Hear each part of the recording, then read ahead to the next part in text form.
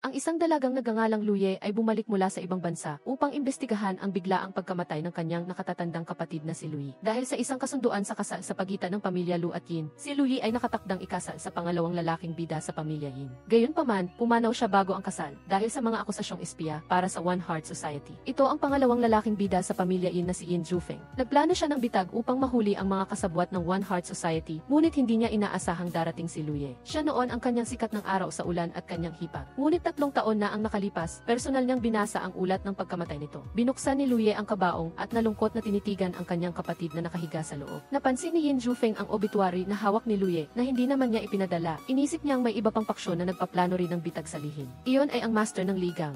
Sinasabing may 3 anak ang pamilya Yin. Si Yin Huanyuan, tinanong ni Yin Jufeng si Louie kung bakit siya nagpanggap na patay at pumunta sa ibang bansa noon. Sa halip, tinanong siya ni Louie kung paano namatay ang kanyang kapatid. Nang marinig ni Yin Jufeng na dumating si Yin Huanyuan, mabilis niyang pinaalalahanan si Louie na sundin siya. Itinago niya ito sa isang kabaong upang salubungin ang kanyang pinsan. Nagtaka si Huanyuan, saan mo itinago ang mga kasabwat ng One Heart Society, kuya? Pinaalalahanan ni Huanyuan ang kanyang kapatid. Tandaan, sila ang pumatay sa nanay mo. Sa kabila nito, hindi pinayagan ni Yin Jufeng ang sinuman na maging basto sa harap ng kanyang altar. Agad siyang nagbigay ng aral. Ang unang sampal ay parusa kay Huanyuan sa pagdating ng hindi inaanyayahan. Ang pangalawang sampal ay parusa sa kanyang pinsan sa kawalang galang sa harap ng altar. Ang ikatlong sampal ay parusa kay Huanyuan sa pagiging walang galang sa kanyang nakatatandang kapatid. Nang makita ni Yin Jufeng na itinutok ni Huanyuan ang baril sa kanya, pinaalalahanan niya ito na ang kanilang panganay na kapatid ay pinakaayaw ang pag-aaway-away ng magkakapatid. Kung hindi aalis si Huanyuan, tiyak na mawawalan siya ng lugar sa pamilya Yin. Sa loob ng kabaong, nakita ni Louie ang butas ng bala sa dibdib ng kanyang kapatid. Sigurado siyang hindi namatay ang kanyang kapatid dahil sa sakit, kaya't itinutok niya ang baril kay Yin Jufeng. Nakita niyang nawawalan siya ng kontrol, kaya't kinailangan niyang patumbahin siya upang dalhin siya sa kanyang pribadong tahanan. Hinubad niya ang kanyang masikip na damit at uminom ng alak upang kalmahin ang sarili sa harap ng galit ni Louie. Nag-iwan siya ng isang bala sa baril na ito. Kung sapat ka na swerte na ang 3 beses ay puro walang laman na bala, dadalhin kita palayo. Kung gusto mong mas matapos ito, aminin mo ang iyong kaugnayan sa One Heart Society.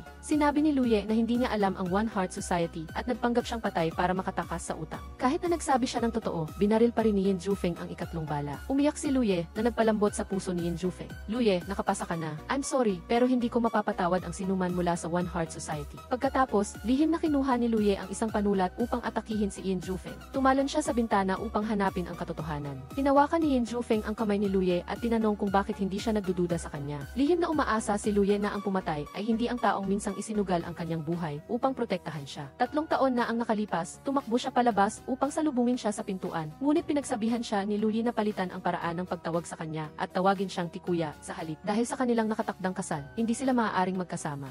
Habang tumatakas si Louie, naalala niya ang kanyang mga magulang na maagang namatay, kaya't marami silang kinaharap na paghihirap ng kanyang kapatid. Upang maprotektahan siya, dinala siya ni Louie sa ibang bansa. Nanumpa si Louie na hahanapin ang pumatay sa kanyang kapatid. Ngunit saan man siya pumunta, may mga poster siya na nagpapaaresto sa kanya. Tinawagan niya ang pulisya upang mag-ulat ng krimen, ngunit pinatay ang tawag sa gitna. Napansin ng isang pulis na siya ang babaeng hinahanap ng ikatlong pamilya. Sinikap ni Louie na tumakas, ngunit hindi niya maiwasan ang kanyang bala. Biglang lumiwanag ang mga headlight ng kotse, at ang isang anino ng lalaki ay naghulog ng mga smoke bomb sa buong kalsada. Lumabas na ang magkapatid na Yin Jufeng ay dumating upang iligtas si Louie. Ngunit hindi pa tapos ang labanan dahil dumating ang kanang kamay ng ikatlong pamilya, si Xiao Jinsi, na namuno sa kanyang hukbo upang harangin ang daan. Tinawag ni Yin Jufeng ang kanyang nakababatang kapatid na si Yin Juqian. Protektahan si Louie, sumugod siya upang harangin ang mga tao mula sa ligang, hindi pinapayagan ang sinuman na saktan ang kanyang babae. Tiningnan ni Louie ang likod ni Yin Jufeng at naalala ang lalaking minsan nang nakipaglaban para sa kanya. Noong taon na iyon, dumating ang mga kolektor ng utang upang sirain ang pamilya Lu. Lumitaw si Yin Jufeng sa oras na kailangan niya siya. Huwag kang matakot, Louie, nandito ako. Ngunit ngayon, gusto niya na maging mas malakas. Sa halip na magtago, gusto niya na makipaglaban kasama siya. Mabilis na hinila ni Yin Jufeng ang kanyang dalawang nakababatang kapatid upang tumakas. Ang kanyang mukha ay hindi pa rin nagbabago sa mata ni Louie. Sa sandaling ito, alam niya na siya pa rin ang parehong binata noon. Kinabukasan, inisip ni Yin Jufeng na galit pa rin sa kanya si Louie, kaya hiniling niya sa kanyang kapatid na dalawin siya. Gaya ng inaasahan, aakmang ihagis ni Louie ang isang upuan sa kanya. Humihingi siya ng paumanhin kay Yin Juqian dahil sa maling pag-atake sa kanya. Pagkatapos ng galit niya, kailangang busugin ni Louie ang kanyang gutom na tiyan. Inihanda ni Yin Jufeng ang mga tiket at pera upang dalhin siya sa ibang bansa. Ngunit tumanggi si Louie dahil gusto niyang ipaghiganti ang kanyang tanging kamag-anak. Inisip ni Yin Jufeng na hindi sapat ang kakayahan ni Louie at hindi niya kayang panoorin siyang magsumite sa kamatayan. Pilit siyang sumunod at biglang tumalon sa likod ni Yin Jufeng. Kinagat niya ng masakit ang kanyang balikat upang patunayan ang kanyang kakayahan. Isang aso ba ang Chinese zodiac mo, Louie? Hindi Hindi, Yin Jufeng, isang kuneho ang akin. Kung may hawak akong kutsilyo kanina, hindi ka na sana nakatayo ngayon. Pumayag si Yin Jufeng na bigyan siya ng pagkakataon at inalis ang isang pindutan sa damit ng kanyang kapatid. Ayaw ni Yin Juoqian na bulihin ang isang babae. Gayunpaman, sinuntok ni Luye si Yin Juoqian sa mukha. Sinabi niya na nag-aral siya ng self-defense at mas matanda siya kaysa kay Yin Juoqian. Gayunpaman, hindi siya kalaban ni Yin Juoqian. Sa bawat pagbagsak ni Luye, nasusunog ang puso ni Yin Jufeng. Pinayuhan niya si Luye na sumuko, ngunit determinado siyang lumaban hanggang sa huli. Upang matigil ang pagmamatigas ni Luye, sinuntok siya ni Yin Juoqian. Pinigilan ito ni Yin Jufeng sa isang kamay at sinalo si Luye sa isa pa. Hindi niya rin pinayagan na mahulog ang lalagyan sa taas upang masaktan ang kanyang ibuan sa kanyang puso. Sinabi ni Yin Juoqian na talo si Luye, ngunit nahawakan niya ang isang pindutan sa kanyang damit. Dinala siya ni Yin Jufeng sa pantalan at hinimok siyang pumunta sa ibang bansa. Naghihintay siya ng tamang pagkakataon. Bibigyan kanya ng katotohanan sa likod ng pagkamatay ng iyong kapatid. Pinunit ni Luye ang tiket dahil gusto niyang piliin ang ikalawang landas. Yin Jufeng, hayaan mo akong maging iyong silangang hangin. Nang marinig ni Yin Jufeng na si Luye ay maaaring lumikha ng isang himala, hiniling niya sa kanya na itaboy ang mga maitim na ulap sa kalangitan upang ipakita ang mga bituin sa loob ng 5 minuto. Mabilis na kinuha ni Luye ang isang patpat at gumawa ng isang kalangitan na puno ng bituin para kay Yin Jufeng. Isinaulo niya ang 9 oras 22 minuto, ang sandali na lumitaw ang himala sa pagitan nilang dalawa. Binuksan ni Yin Jufeng ang pinto upang imbitahin ang matigas ang ulo na babae na sumakay sa kotse. Dinala niya siya sa isang lihim na lugar na tinatawag na Iking Tongye. Ito ay isang underground organization na pinamumunuan ni Yin Jufeng na nagdadalubhasa sa pagkumpleto ng mga bagay na hindi magawa ng pamilya Yin at pagpapakilala ng lahat ng impormasyon sa Haicheng. Ang Iking Tongye ay may alam sa lahat ng bagay. Narinig ni Yin Jufeng na ang driver ng kanyang ama, si Yin Huanyuan, na siyang ikalawang tiya, ay hindi pa rin nagsasalita, kaya't siya mismo ang nagtanong. Sa unang pagkakataon, nakita ni Luye ang nakakatakot na ekspresyon ni Yin Jufeng. Binigyan niya siya ng pagkakataon na umalis sa pamamagdan ng likod na pinto dahil hindi siya bibigyan ng espesyal na pagtrato kahit na siya ang tanging babae sa Iking Tongye. Ngunit naisip ni Luye na ito ang pinakaligtas na lugar para sa kanya. Tinawag ni Yin Jufeng si Jia Fan mula sa Intelligence Department upang tulungan si Luye na magpalit ng damit. Nag-ensayo siya ng kaunting martial arts habang naghihintay at mabilis na binawi ang kanyang paa nang makita siya. Sinisi niya si Yin Juoqian sa paghahanda ng isang damit na walang manggas para sa isang babae. Hiniling niya kay Jia Fan na ayusin ang isang dormitory bed para kay Luye. Nagtanong si Luye kung kailangan niyang manatili kasama ang mga lalaki. Nagtataka si Yin Juoqian kung gusto niyang makatulog kasama ang kanyang kapatid. Nagpasya si Luye na tanggapin ang sitwasyon. Sa kabilang dako, humingi ng paumanhin si Xiao Jinsi dahil hindi niya nahuli si Luye. Hindi siya pinapayagan ng ikatlong pamilya na tawagin siyang Yuan at handa siyang ibalik ang sugat sa kamay ni Xiao Jinsi. Naalala niya na bago niya makilala ang babaeng iyon, siya ay palaging Yuan niya. Sa dormitoryo, nakita ni Luye ang isang grupo ng mga lalaki na walang damit. Sinabi niya sa sarili na huwag matakot at hindi siya maaaring matalo ni Yin Jufeng. Lumingon siya at nakita ang isang lalaki na nakatingin sa kanya, kaya't nagmadali siyang lumabas upang humanap ng ibang lugar na matutulugan. Ngunit ang bawat lugar ay madilim at may maririnig pang ang mga barbaric na tunog. Samantala, nakuha ni Yin Juoqian ang isang piraso ng papel mula sa driver. Nakasulat dito ang address ng isang basement. Nasa loob nito ang 7 babae na nasa 20. Gustong imbestigahan ni Yin Jufeng kung bakit kinidnap ng libang ang mga babae. Nagtataka si Yin Juoqian kung sinasanay niya si Luye para sa misyong ito. Inaasahan lang ni Yin Jufeng na kayang protektahan ni Luye ang kanyang sarili. Napansin niya ang isang ingay at sinabihan ang kanyang kapatid na tingnan ito. Nakita niya ang anino ni Luye na nakatulog at mabilis na tumakbo upang saluhin ang kanyang ulo. Nais niyang protektahan siya kahit na sa kanyang pagkakatulog. Naalala ni Yin Jufeng na sinabihan siya ng kanyang panganay na kapatid na tuparin ang kanilang kasunduan sa kasal upang tulungan ang pamilya Lu sa kanilang mga paghihirap. Lihim siyang dumaan sa bahay ng pamilya Lu at hindi niya inaasahang ma-inlove siya kay Luye sa unang tingin. Nais niyang maging sapat siya na malakas upang makatapak sa mundong ito tulad ng hangin. Luye, ang daan sa hinaharap ay magiging mahirap, ngunit sa hindi bababa sa mayroon ka sa akin sa tabi mo. Narinig ni Yin Jufeng ang mga yabag at agad na sinabihan si Yin Juoqian na maging tahimik. Kinuha niya ang jacket ng kanyang nakababatang kapatid at inilagay kay Luye. Pinuri ni Yin Juoqian ang pagiging maalalahanin ng kanyang kapatid, ngunit nagtanong kung bakit hindi niya ginamit ang sarili niyang jacket. Napagtanto niya na natatakot si Yin Jufeng na baka malaman ni Luye na nag-aalala siya sa kanya. Kinaumagahan, nagising si Luye, nakita ang jacket at ang lamp na naubusan na ng langis. Hindi siya nag-isip ng 2 beses dahil kailangan pa niyang pumunta sa training area. Ipinakilala ni Jia Fan ang King Tongye bilang isang sistema na batay sa bonus. Ang taong laging nangunguna sa chart ay si Jia Fan. Siya ay mayabang at agad na sinipa si Luye pagdating niya. Pinagsabihan ni Jia Fan ang babae na bagay lang para sa mga gawain sa kama. Pilit na tumayo si Luye, naalala ang payo ni Yin Jufeng na hindi siya makakatanggap ng espesyal na pagtrato. Alam niya na para mabuhay sa lugar na ito, kailangan niyang maging mas walang awa kaysa sa iba. Lumaban siya at sinabi kay Jia Fan na ginagamit niya ang kanyang mga kasanayan sa King Tongye. Gayunpaman, binigyan pa rin siya ni Yin Jufeng ng pagkakataong umalis sa lugar, kung hindi man ay kailangan niyang linisin ang bodega. Pinuri niya si Jia Fan sa patuloy na pagiging nasa tuktok ng listahan at pinayagan siyang magsanay kasama niya. Maingat niyang sinalo ang bawat atake ng kanyang kalaban at pagkatapos pagkatapos ay sinipa si Jia Fan at sinadyang hindi niya ito saluhin upang ilabas ang kanyang galit para kay Luye. Sa loob ng bodega, nilinis ni Luye ang mga kalat. Nagulat siya sa kung ano ang nakita niya sa loob. Mayroong isang malinis na walang laman na kama. Hula niya na inihanda ito ni Yin Zhufeng para matulog siya dito. Dinala pa nga niya ang kanyang nakababatang kapatid para maglinis at paminsan-minsan ay kailangan niyang paalalahanan ang tamad na si Yin Zhuqian.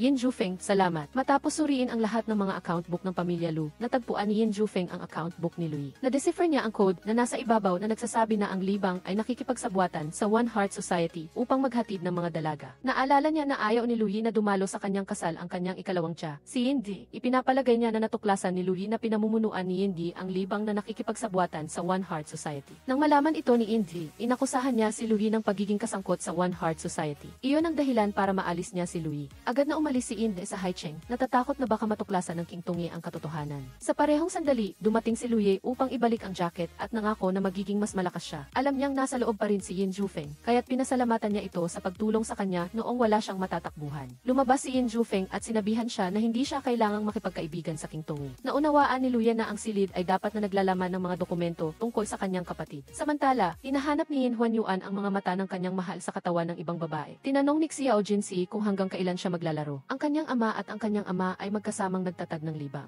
Ang kanyang ama ay maagang namatay at ang ama ni Yin Huanyuan ay hindi alam kung nasaan. Pinayuhan ni Xiao Jinsi ang ikatlong pamilya na kunin ang kontrol ng libang.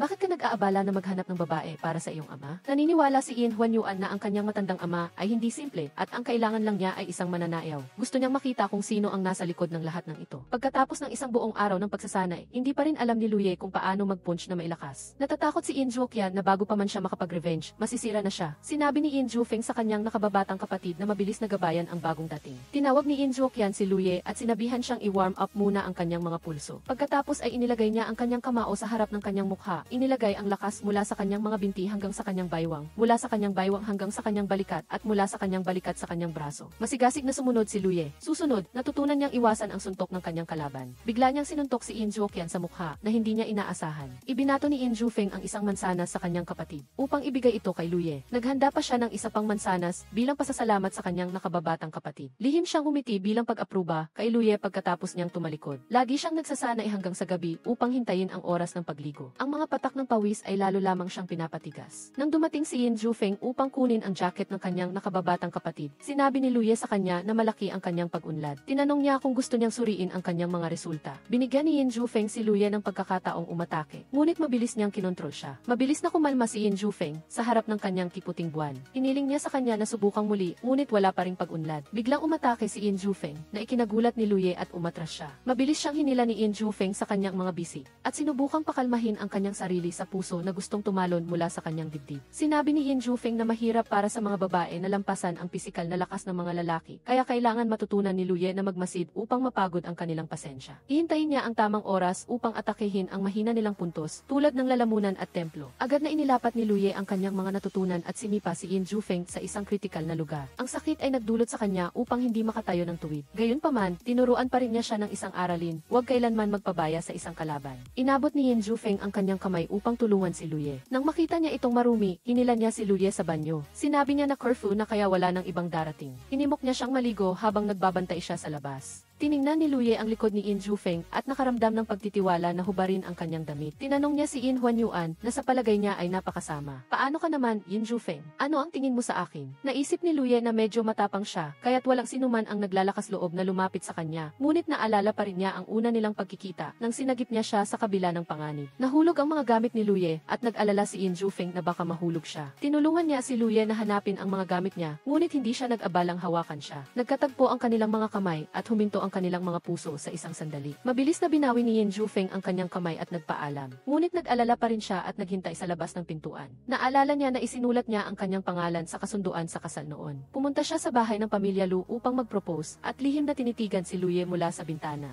Subalit, si Yin Zhufeng ay nagpanggap na kanyang maisakit na kapatid na si Louie upang tuparin ang kasunduan sa kasal kay Yin Zhuoy. Si Yin Zhufeng ay nagtago ng kanyang pag-ibig sa pamamagitan ng kanyang mga tingin. Pagkatapos mamatay ni Yin Zhufeng, hindi alam ni Louie kung ang pagpapanatili kay Yin Zhufeng ay may proteksyon o pinsala. Ngunit wala na siyang ibang pagpipilian dahil kahit papaano, si Yin Jufeng ay maaari pa ring lumabas sa harapan niya. Sa pribadong tirahan ng pamilya Ding Xi, itinatag ni Yin Huanyuan ang isang dambana para kay Yin Jufeng. Lumabas na siya ang babaeng mahal niya. Sinisi niya ang kanyang sarili na hindi niya pinigilan si Yin Jufeng sa pagpapakasal kay Yin Zuoy na nagresulta sa ganoong mapait na wakas. Sa tamang sandali, dumating si Xiao Jinsi upang iulat na ang mga mananayaw ay dinala sa Jialuomen, ngunit hindi pa rin niya nakita ang kinaroroonan ni Yin Juqian. Ang babaeng lumabas sa libing ni Yin Jufeng, narinig ni Yin Huanyuan na binanggit ng kanyang ama si Jia Fan at Louis. Si Yin Jufeng ay hulaan na itinago niya siya doon, ngunit sa panahong iyon sa Jialuomen, hindi sinasadyang nabangga ni Jia Fan si Xiao Jinsi. Pinuwersa niya si Xiao Jinsi na ibigay ang ulat ng tagumpay ng pangkat ng Intel, kung hindi ay magbabayad siya. Nagsalita si Luye, pinayuhan si Jia Fan na huwag mang-api ng iba. Labis siyang nagsabi sa lahat na kumain, na hinahayaan siyang turuan ang bagong miyembro. Sinaktan ni Jia Fan si Xiao Jinsi upang maitatag ang kanyang otoridad, pagkatapos ay tuwid siyang inatake si Luye. Sinubukan ni Yin Juqian na mamagitan, ngunit nais ni Yin Jufeng na masanay si Luye sa panganib. Gayunpaman, handa na siyang barilin si Jia Fan. Hinulaan ni Luye na susunggaban ni Jia Fan ang armas, kaya sinamantala niya ang pagkakataon na makawala sa kanyang kontrol. Sinalakay niya at itinuro ang matulis na piraso ng kahoy sa liig ng kalaban.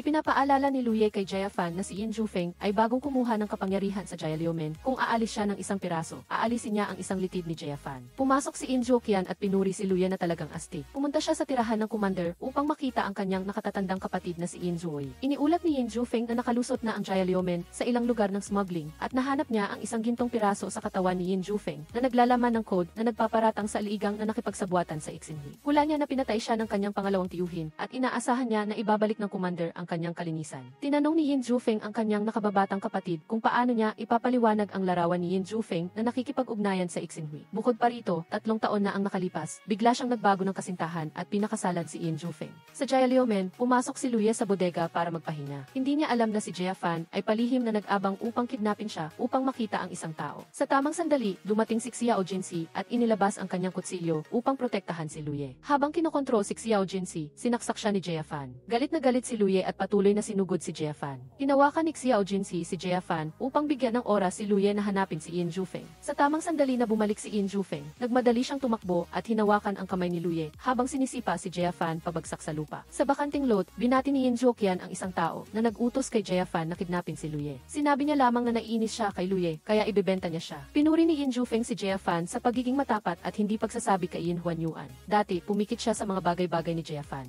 Kaya siya kumita ng pera sa likod ng Jialuomen, ngunit ngayon ay nagtaksil at sinaktan niya ang kanyang mga kasama. Kailangan niyang maging malinaw tungkol dito. Ibinigay niya si Jia Fan kay Luye upang harapin. Narinig niyang tinutokso niya si Xiao Jinsi na dapat mamatay, kaya itinutok niya ang kutsilyo kay Jia Fan. Ngunit ang kabaitan ni Luye ay nagbigay ng pagkakataon sa kaaway na makabangon. Naabutan ni Yin Jufeng na harangin ang harap ni Luye at sa halip na siya, tinapos niya ang taksil. Yin Jufeng, paumanhin kung natakot kita, ngunit kailangan mong tandaan ang lasa ng dugo upang hindi mo ibigay ang iyong buhay sa iba. Dahan-dahang nilinis ni Yin Jufeng ang sugat ni Luye. Medyo balisa siya sa sugat sa likod niya. Sinabi ni Luye kay Yin Jufeng na punitin ang kanyang damit. Hindi niya inaasahan na masyado siyang malakas. Agad na tumalikod si Yin Jufeng. Humina siya at tinanong kung kailangan pa ba niyang gawin ito. Naghintay siya sa pahintulot niya bago siya naglakas loob na bumalik upang maglagay ng gamot. Sinisi ni Luye ang kanyang sarili na wala siyang silbi. Hindi man lang siya makahawak ng kutsilyo ng matatag. Naisip ni Yin Jufeng na ang takot ay ang pinakamalaking kaaway sa puso ng bawat isa. Siya, tulad niya, ay hindi kayang saktan ang Ixinhui. Ngunit ang kabaitan na iyon ay nagbigay ng pagkakataon sa kanila na magbomba na nagdulot ng pagkamatay ng kanyang ina. Mula noon, sumumpa siya na magiging mas malupit kaysa sa iba upang makalakad sa landas ng impyerno. Kinuha ni Luye ang bote ng alak sa kamay ni Yin Jufeng. Uminom siya ng isang lagok at nagkaroon ng lakas ng loob na paalisin ang kahinaan mula sa kanyang sarili. Tiningnan niya ang ngiti na minsan ay nagpakabaliw sa kanya at ang kanyang mga labi ay hindi sinasadyang lumukso. Binigyan niya siya ng isang kutsilyo upang ipagtanggol ang sarili. Yin Jufeng, magiging katulad ako sa iyo, hahawakan ko ang aking kapalaran. Kinabukasan, pumunta si Yin Jufeng upang makipag-usap sa kanyang pinsan. Hindi niya pinapayagan ang mga tagalabas na makialam sa panloob ng mga alitan ng pamilya Yin. Sa tamang sandali, sumugod si Yin Zuoy na hindi niya pinayagan ang magkapatid na magpatayan. Sinabi ni Yin Huanyuan kay Xiao Jinsi na samantalahin ang pagkakataon na pumunta sa Jialuomen upang arestuhin ang mga tao. Dinala ni Xiao Jinsi ang hepe ng pulis na si Zhang upang arestuhin ang espiya ng Ixinhui. Nakita niya si Luye sa isang telepono, ngunit sinabi niya na hindi siya hinahanap na kriminal.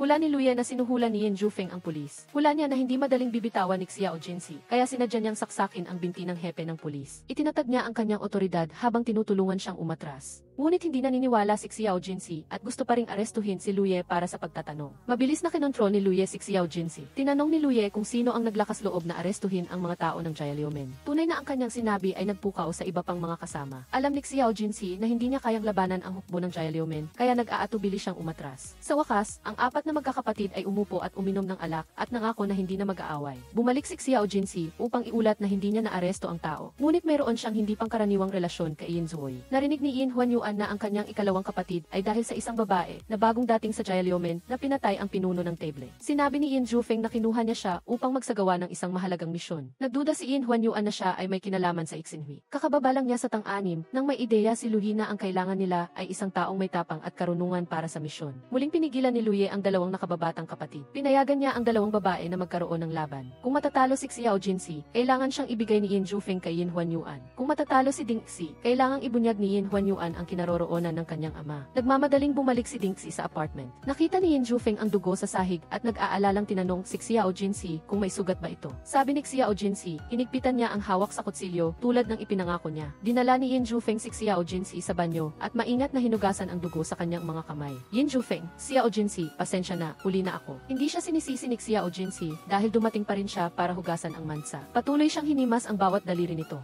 Hindi siya nagsasalita, maingat ang bawat kilos na parang nag-iingat sa isang marupok na bulaklak pagkatapos ng bagyo. Samantala, pakiramdam ni Ding Xi na pamilyar sa kanya si Xiao Jinsi. Hahanapin ni Ding Xi ang photo album ni Yin Huanyuan at matutuklasan na si Xiao Jinsi ay kapatid ni Lui. Nakatayo sa ulan, naaalala ni Ding Xi na isa lang siyang anak sa labas, kaya madalas siyang parusahan ng kanyang ama. Hindi magawa ng kanyang ina na magsalita, si Yin Huanyuan lang ang dumating para protektahan siya. Sinabi ni Yin Huanyuan na ang kanyang ama ay katulad ng sa kanya, kaya nakiramay siya sa sitwasyon niya. Yin Huanyuan, kahit sino pa ang mahalin ko, hindi niya mapapalitan ang posisyon mo, dahil hindi lang tayo magkababata, kundi para sa isa't isa lang tayo. Gustong sabihin ni Ding Xi kay Yin Huanyuan ang tunay na pagkatao ni Xiao Jinsi. Ngunit tumanggi siyang halikan siya na nagpilit sa kanya na panatilihin ang sikreto. Sa apartment, katatapos lang maligo ni Xiao Jinsi at hindi sinasadyang narinig si Yin Zhoqian na binabanggit si Yin Huanyuan. Dali-dali siyang nagtago sa likod ng kortina, nakikinig sa usapan nila ni Yin Zhufeng. Walang ideya na hubad pala sila para maligo. Yin Zhoqian, natatakot ako na sa loob ng 2 linggo, hindi pa rin matatalo ni Xiao Jinsi si Ding Xi. Sabi ni Yin Zhufeng, ipapaliwanag niya kay Luye para mailayo si Xiao Jinsi sa panganib. Ngunit iniisip ni Yin Zhoqian na angkop si Xiao Jinsi sa pag-imbestiga sa ugnayan sa pagitan ng Ligang at Ixinhui. Hindi siya kayang papag-risk ni Yin Zhufeng bago pa man niya makaharap ang tunay na kalaban. Nagsalita si Xiao Jinsi, pumapayag siyang gawin ang misyon. Itinapon ni Yin Zhufeng ang tuwalya para takpan ang mukha ni Xiao Jinsi at sinabi sa kanya na humarap sa kabilang direksyon.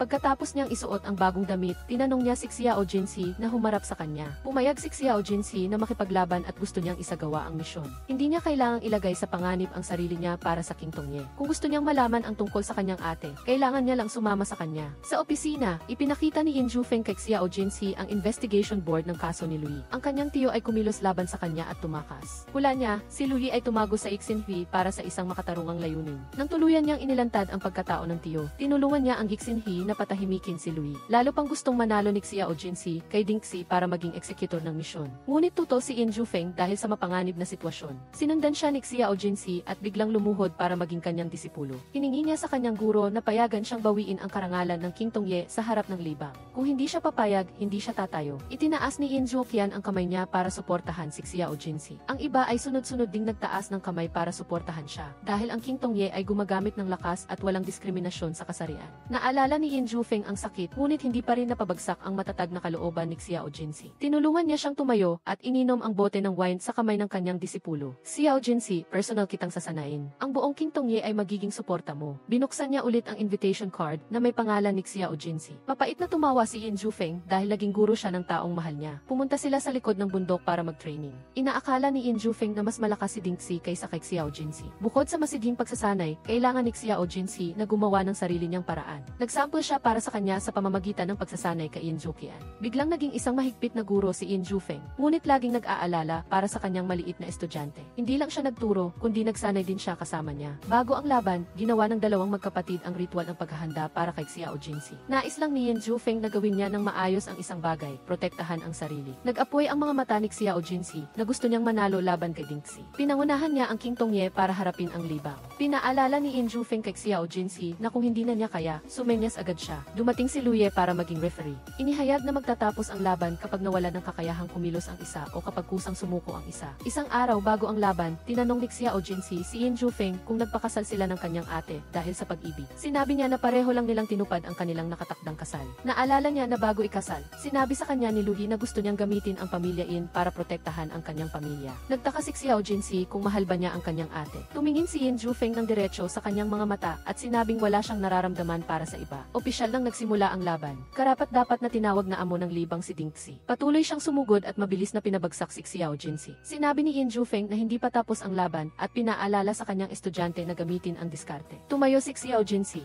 Desidido siyang bawiin ang karangalan ng King Tongye. Ngunit sandali pa lang siyang nagsasanay at malaki pa rin ang agwat niya sa isang taong nagsasanay ng martial arts simula pagkabata. Pinayuhan ni Yin Zhuoqian ang kanyang kuya na itaas ang puting bandila dahil sa takot na baka hindi kayanin ni Xiao Jinsi. Sa arena, tila sila na lang ni Yin Jufeng ang natira. Lumapit siya at iniabot ang pamilyar na kamay sa kanya. Inabot at hinawakan ng mahigpit ni Xiao Jinsi ang kamay ni Yin Jufeng. Tinuruan niya siyang mag-obserba, humaba ang oras para mawala ang pasensya ng kalaban. Kailangan niyang hintayin ang tamang oras at pagkatapos ay itama ang pinakamapanganib na suntok sa kanyang lalamunan. Ngunit ngayon pa lang nagsisimula ang laban para kay Xiao Jinsi. Patuloy siyang sumugod, hindi nagbigay ng pagkakataon kay Ding Xi na gumanti. Ngunit ayaw pa ring sumuko ni Ding Xi at nagtago pa siya ng kutsilyo para sugatan si Xiao Jinsi. Nakita ni Yin Huanyuan ang relo na nahulog mula kay Xiao Jinsi at nalaman niya na kapatid pala siya ni Luyi. Napansin ni Yin Jufeng ang kakaibang galaw at itinutok ang baril kay Ding Xi. Ngunit ang putok ng baril ng kuya niya ang nagtapos sa laban. Inihayag ni Yin Jufeng na ang King Tongye ang nanalo. Pumalakpak si Yin Jufeng at niyakap ang kanyang maliit na estudyante. Yin Jufeng, nanalo ako. Pareho silang na-realize na sobra ang kanilang pagdiriwang at mabilis na naghiwalay. Nakita ni Yin Jufeng ang sugat sa kamay ni Xiao Jinsi at hiniling kay Yin Zhuoqian na gamutin ang kanyang sugat. Kailangan niyang hingin ang hustisya para kay Xiao Jinsi. Samantala, sinunod ni Yin Huanyuan ang alituntunin ng laro at inihayag na ang kanyang ama ay nasa Chang'an Avenue. Kakatuklas niya lang ng pagkatao ni Xiao Jinsi. Kaya hindi siya nagdududa sa kanyang pagkakasangkot sa Ixinhui. Pinayuhan ni Yin Jufeng ang kanyang pinsan na huwag panatilihin si Ding Xi. Nang makaharap niya si Yin Jufeng, pinuri ni Luye ang kanyang kapatid sa pagiging magaling magtago. Pinaalalahanan niya si Yin Jufeng na huwag gumawa ng mga desisyon batay sa emosyon. Kailangan niyang iligtas ang buhay ng kanilang tiyo at huwag saktan si Yin Huanyuan. Hindi pinahihirapan ni Yin Jufeng ang kanyang mga kapatid, ngunit kailangan niyang harapin ang mga taong gumawa ng masama. Kung haharapin ni Yin Huanyuan ang problema, kailangan niya lang ng isang daliri ni Ding Xi. Kung personal siyang kikilos, tiyak na kukunin niya ang buhay nito. Pumayag si Yin Huanyuan na magbayad para kay Ding Xi, ngunit gusto niya na siya mismo ang magbayad para sa kanyang sarili. Malamig na pinindot ni Yin Jufeng ang gatilyo, ngunit walang bala ang baril. Binalaan niya si Ding Xi na huwag nang magpakita sa kanya. Dinala si Xiao Jinsi sa labas para kumain ng pansit. Sinabi ni Yin Jufeng na wala nang sinuman ang nagdududa na kabilang siya sa Ixinhui. Nararamdaman ni Xiao Jinsi na ang tunay na kalayaan ay talagang nakaka-relax. Seryosong tiningnan ni Yin Jufeng si Xiao Jinsi at mabilis na umiwas sa kanyang mga mata. Hula ni Xiao Jinsi na nag-aalala ang kanyang guro na kung mananalo siya, kailangan niyang isagawa ang misyon. Nagpa siya si Yin Jufeng na ipagpaliban ang lahat para mag-celebrate kasama ang kanyang estudyante. Walang ideya si Xiao Jinsi na gusto pala niya ng alak, ngunit hindi siya pinayagan ni Yin Jufeng dahil may sugat siya. Sinabi ni Xiao Jinsi na sinusunod niya ang patakaran ng King Tongye na ang mananalo sa arm wrestling ang mananalo. Pumayag si Yin Jufeng sa kondisyong hindi siya iiyak kapag natalo siya. Kalmado lang siya habang si Xiao Jinsi ay ginamit ang lahat ng lakas niya para manatiling matatag. Gumamit si Xiao Jinsi ng dalawang kamay na nagbigay ng dahilan na hindi pa sila naglalatag ng mga panuntunan. Hindi sinasadyang hinila ni Xiao Jinsi si Yin Jufeng palapit sa kanya. Pareho silang ayaw sumuko at lalo pang naglalapitan. Nang halos isang hininga na lang ang pagitan nila, nakatitig si Yin Jufeng sa mga labi ni Xiao Jinsi. Tumigil siya na nagpapaalala sa sarili na maging matino. Dati siyang bayaw at ngayon guro lang siya. Ibinalibag ni Yin Jufeng ang kamay ni Xiao Jinsi na nanalo sa pinakaayaw niyang paraan. Umiti siya at kinuha ang sibuyas sa mata nito. Pagdating sa bahay, patuloy na humihingi ng tawad si Yin Huanyuan sa pananakit sa kapatid ni Luyi. Pinaalalahanan siya ni Ding Xi na sinabihan niya siyang saktan si Xiao Jinsi. Nilinaw ni Yin Huanyuan na sinabi niya kay Ding Xi na makipaglaban, hindi gumawa ng marumi at ipunta ang sarili sa kamatayan. Galit si Ding Xi na nag-aalala siya sa kapatid ni Luyi. Ngunit sinisi niya ang sarili sa pagmamahal sa kanya ng husto. Inamin ni Yin Huanyuan na isa siyang bastardo na hindi siya makapagbibigay ng anuman kay Ding Xi. Ibinigay niya kay Ding Xi ang passbook sa lamesa, umaasa na mabubuhay siya ng malaya. Pilit na hinalikan ni Ding Xi si Yin Huanyuan at pagkatapos ay sinampal siya. Yin Huanyuan, tandaan mo, hindi ikaw ang nagtaboy sa akin, kundi ako mismo ang gustong putulin ang ugnayan natin. Samantala, patuloy na nag-iinom si Xiao Jinsi kasama si Yin Jufeng para mag-celebrate. Naalala niya na hindi ganoon kaganda ang dati nilang bahay. Tumingin siya sa kalangitan kalangitan at inisip na ang mga nagniningning na bituin ay parang mga mata ng kanyang ate. Itinuro ni Yin Zhufeng ang pinakamaliwanag na bituin at sinabing iyon ang kanyang ina. Ang mga bituin sa paligid ay ang mga bata na kasama niya sa pagsabog ng bomba. Sinabi ni Xiao Jinsi na huwag mag-alala ang lahat sa langit. Dahil okay lang kami ni Yin Zhufeng, dahan-dahan niyang pinunasan ang luha na dumaloy sa pisngi ni Luye at inaliw siya sa paborito niyang laro. Gamit ang glitter powder, gumawa siya ng libu-libong bituin para kay Yin Zhufeng. Ngunit sa kanyang mga mata, siya ay laging ang pinakamaliwanag na halo. Binabasag ni Luye ang mga bote ng alak na parang paputok para ibigay sa kanyang master. Napansin ni Yin Zhufeng na hindi siya nagbago, mapaglaro pa rin niyang ninakaw ang kanyang puso. Medyo malakas ang pagkabasag ni Luye sa huling bote na nagpapalipad ng mga piraso. Mabilis na ipinagtanggol siya ni Yin Zhufeng. Mahirap pigilin ang damdamin sa harap ng malalaking bilog na mata ni Luye. Naghihintay lang siya na lumapit pa si Yin Zhufeng ng kaunti at gumamit siya ng alak para kusa niyang hawakan ang mga labi ni Yin Zhufeng. Dahan-dahan niyang ipinikit ang kanyang mga mata. Pinapahalagahan ang bawat sandali ng lasa ng unang halik. Umiti si Luye ng walang malay at nakatulog. Iniwan si Yin Zhufeng na nalilito. Lihim niyang hinawakan ang kamay nito at napagtanto na hindi ito isang panaginip. Pagkagising sa umaga, yakap pa rin ni Yin Zhufeng si Luye. Ayaw niya siyang umalis dahil inakala niya na si Yin Zhufeng ang kanyang matalim na kutsilyo. Nanatili siyang yakap sa kanya para makatulog ulit. Tahimik na nagising si Luye at nag-alangan kung ididilat niya ang kanyang mga mata o magpapanggap na tulog. Sakto namang sumugod si Yin Zhoqian at mabilis na tumalikod. Inilagay ni Yin Zhufeng si Luye sa upuan at hinila ang kanyang kapatid na lalaki sa labas. Iniulat ni Yin Zhoqian na natagpuan ang mga bakas ni Tiyuhin Yin Huanyuan sa daan ng lungsod, ngunit hindi pa natukoy ang eksaktong lokasyon. Bukod pa rito, maraming mga opisyal ng Haicheng ang palihim na pumunta doon kamakailan. Sa tingin ni Yin Zhufeng, ginamit ni Tio Luyi ang mga mananayaw para suhulan ang mga opisyal para tulungan ang One Heart Society na magpuslit ng opium sa Haicheng. Nang makapasok ang magkapatid sa bahay ni Luye, inimbitahan niya sila para mag-almusal. Nagtaka si Yin Zhoqian kung gusto ni Luye na bumawi para sa ginawa nito kagabi. Hindi maalala ni Luye ang ginawa niya. Sinabi ni Yin Zhoqian na nalasing si Luye at humiga sa ibabaw ng kanyang kapatid na lalaki buong gabi. Sinubukan ni Yin Zhoqian na sabihin pa ang iba, ngunit pinigilan siya ni Yin Zhufeng. Inilahad niya na nakikipagsabuatan ang One Heart Society kay Tio Luyi na gumagamit ng mga mananayaw para suhulan ang mga opisyal sa isang lugar sa Chengtown. Ang misyon ni Luye ay magpanggap na mananayaw at pasukin ang Golden Gate. Kailangan niyang makuha ang plano sa pagpupuslit ng opium at pagkatapos ay hintayin ang pagkakataon na patayin ang pinuno. Ang pinuno ng One Heart Society ay si Jia Fan. Iba ang misyon, walang referee at panuntunan sa ring. Kung papasok ka sa arena, wala ka ng pagkakataong itaas ang puting bandila para sumuko. Handa si Luye na harapin ang kapalaran na katulad ng sa kanyang kapatid na babae. Hindi siya lilingon dahil ang kanyang mga mahal sa buhay ay nasa likod niya. Binigyan siya ni Yin Zhufeng ng isang araw para maging sarili niya bago siya maging isang tunay na mananayaw. Habang naglalakad sa kalye, naisip ni Yin Zhufeng na kung hindi dahil sa One Heart Society, magiging malaya si Luye at magkakaroon siya ng lakas ng loob na hawakan ang kamay nito ng hayagan. Tuwang-tuwang naglaro si Luye ng crossbow, ngunit hindi niya inaasahan na wala siyang natamaan na bote. Pinayuhan siya ng may-ari na sumuko na dahil hindi bagay sa mga babae ang mag-crossbow. Hindi naniwala si Luye, ngunit hindi pa rin siya makatama. Nagsimula ng manghina ang loob ni Luye. Sa sandaling iyon, inangat ni Yin Zhufeng ang kanyang kamay. Sige Luye, tuturuan kita. Mula sa likod, hinawakan ni Yin Zhufeng ang kamay ni Luye at hinila ang crossbow string. Napuno ng determinasyon ang kanyang mga mata at pagkatapos ay pinana niya ang target ng lumihis. Hula ng may-ari na nagpapanggap si Yin Zhufeng na marunong magpana para may dahilan siyang yakapin ang dalaga. Dahil hindi niya kayang mapahiya sa harap ng kanyang white moonlight, ipinakita niya sa kanila ang kanyang tunay na lakas. Pinapili ng may-ari si Yin Zhufeng ng mga bulaklak at lobo. Tinanong niya si Luye, hindi mo ba gustong maging ganito kasaya? Sinabi ni Luye na napakasaya niya ngayon, ngunit gusto pa rin niyang tulungan siya na puksain ang One Heart Society. Ibinigay ni Yin Zhufeng sa kanya ang lobo at nangako na hindi na siya hihikayatin na sumuko. Piniling ni Luye sa kanya na bumili ng mga sponge cake para sa kanilang lahat. Samantala, biglang dumating si Yin Huanyuan para hanapin si Luye. Nang lumingon si Yin Zhufeng, wala na si Luye. Nagising si Luye at nakita ang alaala ng kanyang kapatid. Narinig niya ang tunog ng pag-ingay ng mga armas ni Yin Huanyuan. Ngunit nagulat siya nang lumuhod ito at humingi ng tawad. Kahit na pumayag siyang masaksak siya ni Luye para mailabas nito ang kanyang galit. Luyi, sabi ni Yin Huanyuan, sa mundong ito, bukod sa iyo, mahalaga rin sa akin si Luyi. Ipinakita niya kay Luye ang parehong orasan na mayroon ito. Sinabi niya na magkaklase sila ni Luyi sa high school. Nang una silang magkita, binigyan siya nito ng matinding sampal. Sabi ni Luyi, hindi niya alintana kung gaano katakot ang ibang mga kaklase kay Yin Huanyuan, ngunit hindi siya magbibigay ng key protection fee sa kanya. Sa di inaasahang pagkakataon, umibig si Yin Huanyuan kay Luyi. Lihim siyang binabantayan ni Luyi sa likod. Lumipas ang oras at masaya silang nagpalitan ng mga graduation gift.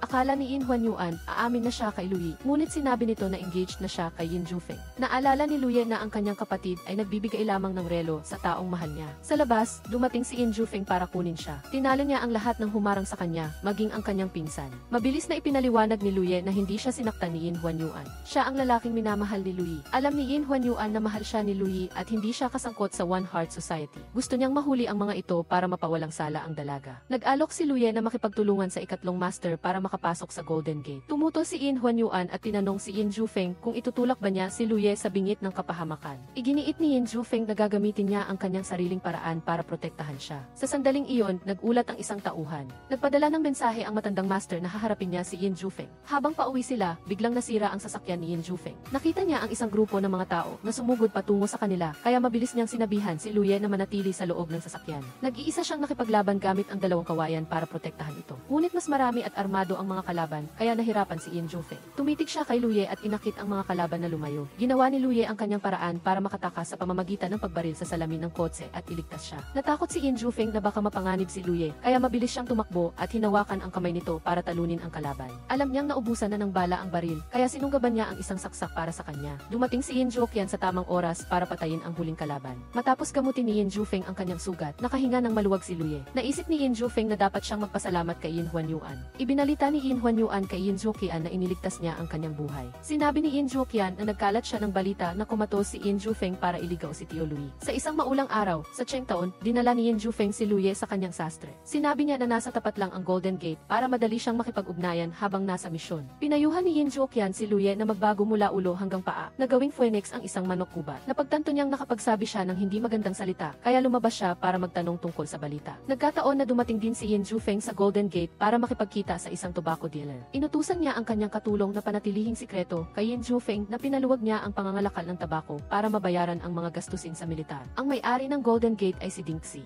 Inimbitahan ni Ding Xi si Commander Yin Jufeng na tikman ang kanyang White Moonlight Tea. Naghintay siya hanggang sa matapos itong uminom bago siya nagpakita. Lumabas na 5 taon na ang nakalipas. Hiwalay na si Ding Xi at Yin Jufeng. Kahit pa nagmakaawa ito na bumalik siya sa Haicheng kasama siya. Si Yin Jufeng, na laging kalmado, ay nag-alinlangan sa pag-flirt ng kanyang ex-girlfriend. Naalala ni Ding Xi na dating sinabi ni Yin Jufeng na siya ay promiscuous, kaya gusto niyang patunayan na siya pa rin ang dati. Nagtaka si Yin Jufeng kung ano na ang nangyari sa lalaking kanluranin na pinakasalan nito. Nang marinig niya na patay na ito, sumimplang ang kanyang bibi. Tumanggi siya kung siya ang nasa likod ng negosyo. Sinabi ni Ding Xi na iyon ang issue ng direktor ng Gishen at na siya ay nakipag-usap sa kanya para sa pag-ibig. Tinanong ni Yin Jufeng kung nakita na niya ang tao sa larawan. Naalala ni Ding Xi na hindi ito kailanman nakahiga sa kanyang kama. Nagalit si Yin Jufeng at binasag ang tasa ng tsaa sa kanyang kamay. Samantala, nagbago si Luyi sa isang bagong damit kaya napatingin sa kanya si Yin Jufeng nang may pagkamangha. Sinabi niya na okay lang, ngunit hindi niya inaalis ang tingin dito. Aksidenteng nabasag ni Luyi ang florera sa mesa habang nagpapalit siya ng mataas na takong. Mabilis na binuhat ni Yin Jufeng si Luyi sa upuan at dahan-dahang tinanggal ang mga basag sa kanyang mga paa. Naisip ni Luyi na mas mabilis at mas ligtas kung tatanggalin niya ang kanyang medyas. Tinanong niya kung ganoon siya kalambing sa lahat ng kababaihan. Luyi, hindi ako isang malambing na tao, sabi ni Yin Jufeng, na lumapit sa kanya, kaya bumilis ang tibok ng puso ni Luyi. Nalaman niya na hindi pa butas ang tainga nito. Kinuha ni Yin Jufeng ang perlas at inilagay sa tainga ni Luyi para mawala ang sakit. Hindi na siya mapakali at nararamdaman niya ang bawat galaw ng kamay ni Yin Jufeng sa kanyang katawan. Nakita ni Yin Jufeng ang kanyang kaba, kaya tinakpan niya ito ng pulang tela para mawala ang takot nito. Hinangin ang tela, kaya napalapit siya sa kanya. Sa sandaling iyon, sumugod si Yin Zhuqian at mabilis na tumakbo palayo si Luyi. Huminto si Luyi sa kalye para bumili ng ice cream. Nagkataon na nakita niya si Ding Xi na walang dalang pera, kaya binigyan niya ito ng ice cream na mailasa ng mandarin. Naantig si Ding Xi at naalala ang kanyang nakababatang kapatid na babae na dati ring nagbibigay sa kanya ng ice cream. Pagbalik ni Luyi, sinabi ni Yin Jufeng na gagamitin niya ang pagkakakilanlan ng isang mananayaw sa susunod na pagpasok niya sa Golden Gate. Ang pangalan niya ay Xiao Juzi. Walang magulang si Xiao Juzi at dinala siya sa isang ligtas na lugar. Nagpanggap si Luyi na siya si Xiao Juzi, isang ulila.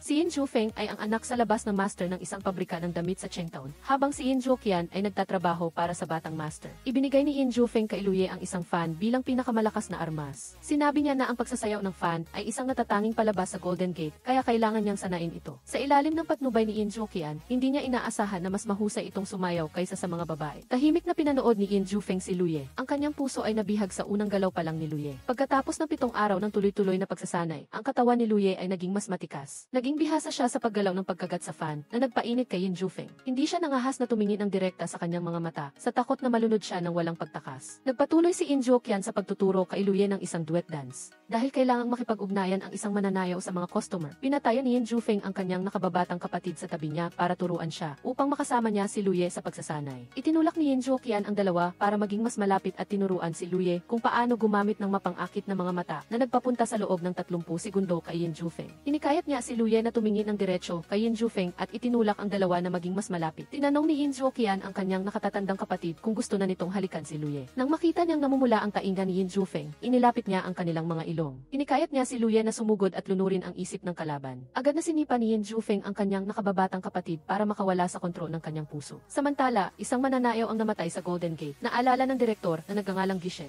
Ito ang ika-negatibo 18 mananayaw na namatay sa kamay ng opisyal na si Zhang Chongzhen. Ngunit bago matapos ni Ding Xi, kailangang makuha ng pari si Zhang Chongzhen. Samantala, inulit ni Luye ang mga signal. Nais niyang idagdag ang galaw ng pagturo sa kanyang templo na nangangahulugang hindi ito maginhawa ngayon, ngunit gusto niya talagang makita si Yin Jufeng. Sa wakas, nakarating na si Luye sa Golden Gate. Nagpanggap si Yin Jufeng na isang customer para tulungan siya. Sa unang pagkikita pa lang ni Gishen kay Xiao Juzi, humanga na siya sa dalaga. Nakilala ni Ding Xi ang babaeng nagbigay sa kanya ng ice cream sa kalye. Nakita niya sa record na ang grupo ng mga mananayaw ay dumating sa lungsod kahapon, ngunit nakilala niya si Xiao Juzi 7 araw na ang nakalipas. Naisip ni Yin Jufeng, upang iligtas si Luye, dumating si Yin Huanyuan sa tamang oras. Sinabi niya na dinala niya si Xiao Juzi sa Chengtown, ngunit sa isang iglap, ibinenta siya ng kanyang ama sa Golden Gate. Nawala ang pag-aalinlangan ni Ding Xi at inimbitahan ang 3 master na uminom ng alak. Matagumpay na nakapasok si Luye sa Golden Gate. Naalala niya ang sinabi ni Yin Jufeng na kailangan muna niyang patatagin ang kanyang posisyon bago siya magtagumpay sa grupo ng mga mananayaw. Pumunta si Yin Huanyuan upang makipagkita sa kanyang pinsan at humingi ng isang malinis na liyunggang. Naalala ni Yin Jufeng na naglakas loob itong hawakan ang balikat ni Luye, kaya hindi siya nakipagkamay upang makipagtulungan. Samantala, inutusan ni Yin Jufeng ang kanyang katulong na hanapin ang kinaroroonan ni Tio Lui. Kailangan niyang bawiin ang lupa mula sa kanya upang makalikom ng pondo para sa mga gastusin sa militar. Sa sandaling iyon, nasaksihan niya si Ding Xi na nilalandi ang ibang lalaki. Nagalit siya at itinutok ang baril sa ulo nito. Tinatanong ni Ding Xi kung nag-aalala na si Yin Jufeng pagkatapos siyang hintayin ng 2 oras. Ding Xi, pusta ko na hindi mo pa ako nakakalimutan.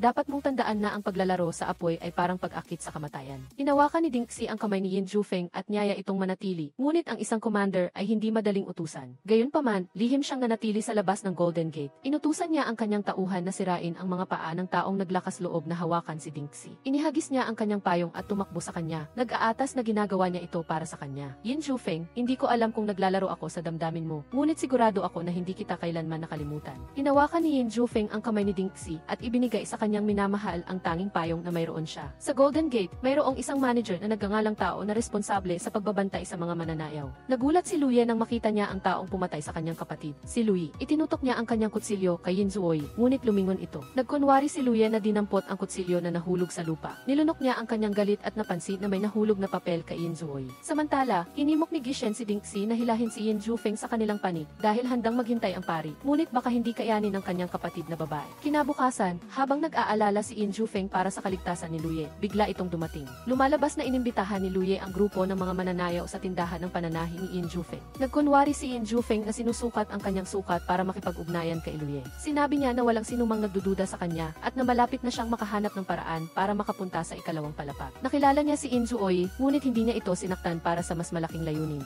Kuya Yin Jufeng, nag-mature na ako. Pumasok si Luye sa fitting room, dala ang damit at humingi ng tulong sa may-ari para i-zipper ang kanyang damit. Ibinigay niya rito ang papel na ipinagpalitan ni Gishen at Yin Zuoy. Kasama rin nila ang isang opisyal na may apelyidong Zhang. Nag-aalala si Yin Jufeng na baka maging banta sa kaligtasan ni Luye ang pagdating ni Tio Lui. Kaya't magpapakalat siya ng balita para pagdudahan nito ang grupo ng mga mananayaw. Naghintay si Luye sa paggalaw ni Yin Zuoy at pagkatapos ay magsisimula siyang mag-espiya sa likuran. Gaya ng inaasahan, sinundan lamang ni Yin Jufeng ang tao sa labas ng Golden Gate upang pagsimula ng pagdududa kay Yin Zuoy. Ngunit hindi niya inaasahan na mas maaga itong kikilos na nagdala sa grupo ng mga mananayaw palabas ng lungsod. Sa sinihan, tinanong ni Yin Zuoy kung sino ang espiya sa grupo ng mga mananayaw. Kung walang aamin, lulunurin ko na lang ang lahat. Inutusan ni Yin Zuoy ang kanyang mga tauhan na tingnan ang mga selyo sa likod ng mga mananayaw. Nang makarating sa si Luye, narinig ang tunog ng isang kwago. Iyon ang senyales na handa na si Yin Jufeng na magbigay ng tulong. Agad na binasag ni Luye ang bote ng pampatulog at sinaksak si Yin Zuoy. Pagpasok ni Yin Jufeng, nagtiwala siya na mapaparusahan niya ang kanyang kaaway. Sinabihan ni Luye si Yin Zuoy na bayaran ang kanyang buhay, ngunit ayaw ni Yin Jufeng na madungisan ang kamay nito ng dugo. Hiniling niya na ibigay sa kanya si Yin Zuoy at sinigurado planado niya na ipaghihiganti niya si Louie. Natuklasan nilang nakatakas si In Zuoy, kaya dali-dali nilang tinapon ang kutsilyo patungo rito. Sa sandaling iyon, binuksan ni Yin Huanyuan ang pinto at sinabi na malapit nang ipakita ni Ding Xi ang isang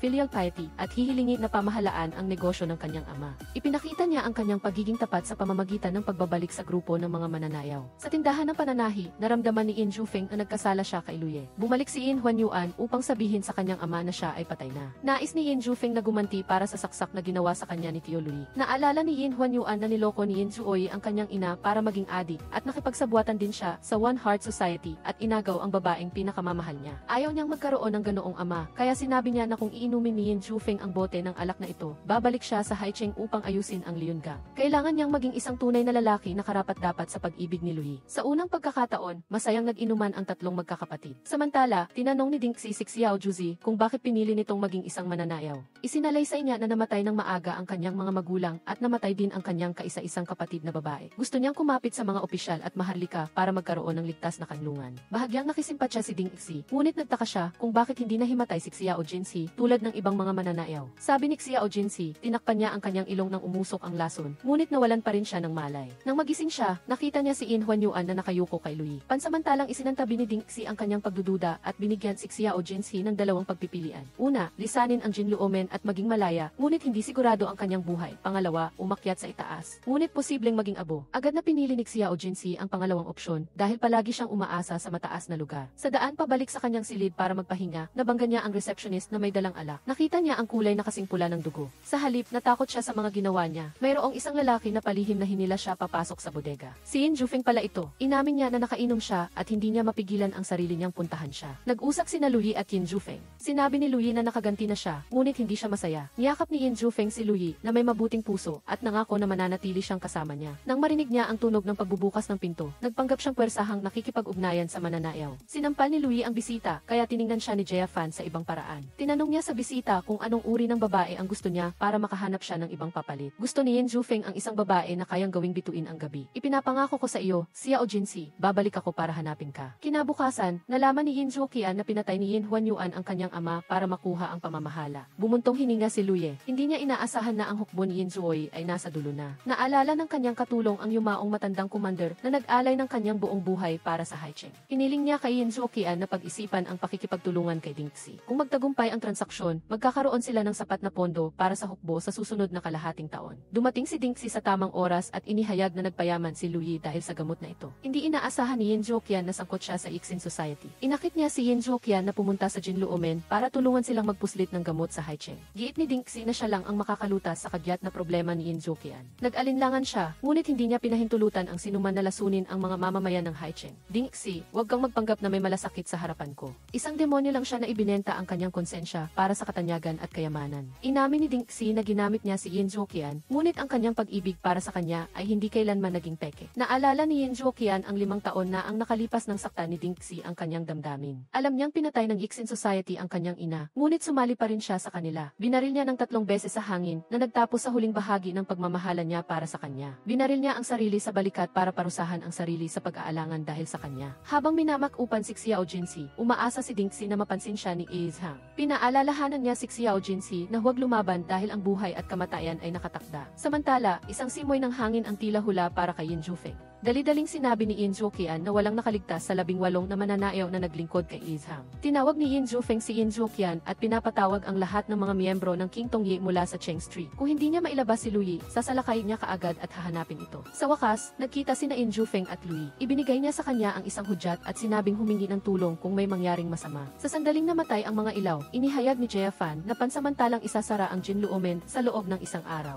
Lumabas si Yin Jufeng at sinabi sa kanyang mga tauhan na maging handa na tumulong kay Louie. Bago siya nagbigay ng utos, mahigpit niyang sinabi sa kanila na huwag magmadali. Sa ikalawang palapag, nagsayaw si Louie para libangin ang direktor ng Water Resources Bureau na si Zhang Chongzheng. Hindi niya sinasadyang nadapa na nagpagalit sa lalaki. Ibinigay ni Zhang Chongzheng ang kutsilyo kay Louie at pinilit siyang saksakin siya. Naalala ni Louie ang sinabi ni Yin Jufeng na si Zhang Chongzheng ay may bagong sugat sa kanyang katawan paminsan-minsan. Naghinala siya na mayroon itong kakaibang hilig. Inakala ni Zhang Chongzheng na si Louie ay kasing boring ng mga naunang mananayaw. Hindi niya inaasahan na gagawin niya ito ng walang walang pagbabago sa ekspresyon. Nasiyahan si Louie sa baluktot na lalaki at marahang binalutan ang kanyang sugat. Nag-schedule si Director Zhang ng pulong sa Paris sa susunod na Lunes. Matapos tapusin ang kanyang misyon, nagpanggap si Louie na mahina para makahingi ng permiso na lumabas at lumanghap ng sariwang hangin. Ginamit niya ang 20 minuto para tumakbo patungo sa kanyang mahal. Samantala, hindi binitawan ni Yin Jufeng ang kanyang baril. Sa wakas, naghintay siya na lumitaw si Louie. Sobra siyang nag-aalala, kaya't agad niya itong yakap ng mahigpit. Yin Jufeng, maayos lang ako. Nandito ako para sabihin na nakalagpas na ako kay Zhang Chongzheng. At gusto kong itanong kung ano ang ibig sabihin ng sinabi mo na gusto mo ang isang babaeng kayang gawing bituin ang gabi. Yin Jufeng, gusto kita. Gusto na kita noong lumitaw ka sa bahay ni Louie 3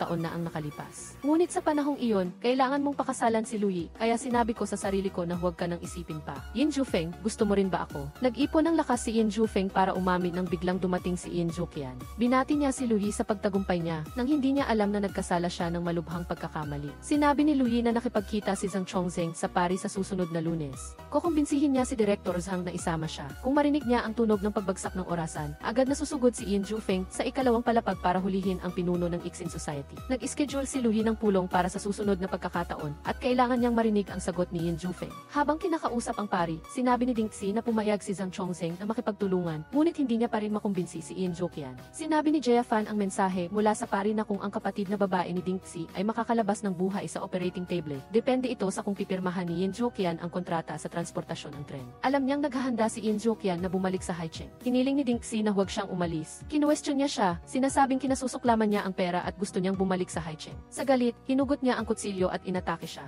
Hindi niya inaasahan na sasaktan niya siya. Yin Juqian, talagang tinutukan mo ako ng kutsilyo. Nang makita ni Yin Juqian si Ding Xi na humihikbi, dali-dali siyang lumapit at hinalikan siya. Itinulak siya ni Ding Xi para kumalma silang dalawa. Nagtakbuhan sila patungo sa isa't isa na parang hindi sila nagkahiwalay ng maraming taon. Binuhat siya ni Yin Juqian papunta sa sofa at dali-dali niyang inalis ang mga buttons ng kanyang damit. Ngunit hindi na makapaghintay si Ding Xi kaya hinila niya siya para halikan muna siya. Malakas at masigasig sila na naglalabas ng pangulila na naipon sa loob ng 5 taon. Napahiga siya sa mga bisig ni Yin Juqian at hindi napigilan ni Ding Xi ang kanyang luha. Tinanong niya siya kung bakit hindi niya sinabi sa kanya ang tungkol sa sakit ng kanyang kapatid na babae. Naalala niya noong panahong namatay ang ama ni Yin Juqian at lahat ng pasanin ay nasa kanyang balikat. Pumayag si Yin Juqian na tulungan si Ding Xi at tulungan din ang sarili niya ng isang beses. Napansin ni Yin Juqian na dumating ang kanyang nakatatandang kapatid sa Cheng Street at napakalapit sa may-ari ng Jinluomen. Natatakot siya na gamitin ni Ding Xi ang kanyang kagandahan para akitin ang commander ng Haicheng. Nang makipagkita sa pari, nagbigay si Yin Jufeng ng isang kondisyon. Kailangan siyang maging tanging pagpipilian ng Ixin Society. Kung pipiliin ng pari ang kanyang riles, dapat niyang talikuran ang daanan ng tubig ni Zhang Chongzheng. Pinuri ng pari si Commander Yin dahil sa kanyang pambihirang karisma at isa sa alang-alang niya ang kanyang kondisyon. Sa pulong nila ni Director Zhang, hiniling ng pari ang karapatan na gumamit ng daanan ng tubig sa loob ng 5 taon. Hindi natakot si Zhang Chongzheng sa mga panganib, ngunit kailangan niyang baguhin ang mga bahagi. Napansin niyang may iba pang intensyon ang pari, kaya't agad siyang humingi ng pahintulot na umalis. Sinabi ni Zhang Chongzheng kay Xiao Jinxi na tumakbo, ngunit hindi siya nakatakas sa baril ng pari. Ibinalibag niya ang orasan bilang hudyat kay Yin Jufeng. Sinabi ng pari kay Jia Fan na tapusin na si Xiao Jinxi. Sa ibaba, nakita ni Yin Jufeng ang pari, ngunit kailangan niyang iligtas muna si Louie. Dumating siya sa oras na pinakakailangan niya siya. Tinapos ni Yin Jufeng si Jia Fan para makalapit kay Louie. Dahil sa kanya, nagpa siya siyang huwag sumuko. Inihagis ni Yin Jufeng ang isang gas na bomba at hinawakan ang kamay ni Louie habang inilalabas siya sa Jinluomen. Tinulungan sila ng ulan sa gabing ito na lumamig ang apoy ng galit sa kanilang mga puso. Nang marinig niya na tinawag siyang i-master ni Louie, sinabi niyang ayaw niyang maging master at kinamumuhian niya ang salitang pinsan. Hindi dahil gusto kita.